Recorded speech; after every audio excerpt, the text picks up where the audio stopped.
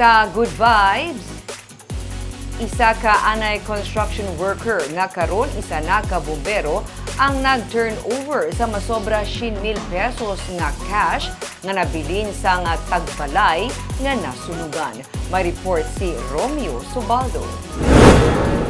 Isa ka sunog ang nagluntad sa Purok Bayanihan sa Barangay Banago sa Bacolod sang Sabado sang aga.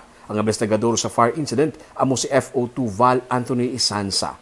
Isa ka anay construction worker nga naging security guard kag karon isa na ka bombero.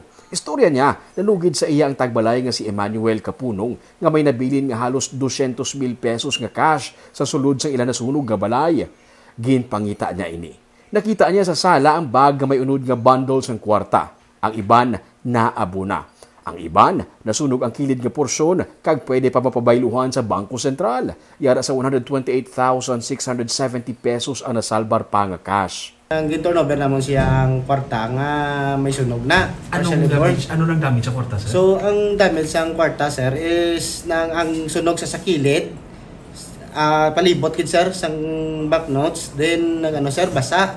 Dugang pa niya.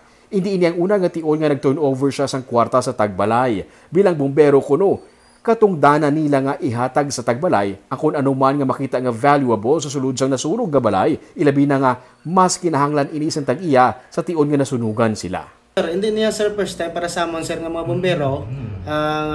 Ako man kag sa mga upod ko, sir, nga may mga turnover kami nga kwarta. Kay ang amon niya, sir, nga ginapamin, sir, nga ibalik ini namon kay kinanglano na isang nasunugan. Hindi niya amon nga kwarta. Basta bumbero ya, sir, ginautomatic ginabalik niya, sir, sa person. Kung may ma-recover kami kwarta man or lahas. Kag tanan ba nila nga pwede magamit, sir. Ginistorya sang tagbalay sa iya nga ang kwarta ang natalana nga ipakaayos ang balay. Iya ini nga ginsupot-supot gikan sa iya nga negosyo. Si FO2 Isansa ang pumuluyo sang manapla kag na-assign sadto sa BFP sang Victorias kag subong naka-assign sa BFP Bacolod. Nahangpan niya nga mas kinahanglan pagid sa subong sang tagbalay ang kwarta ilabi na nga mas dako ang kalayuhon sa iya balay nga nasunog.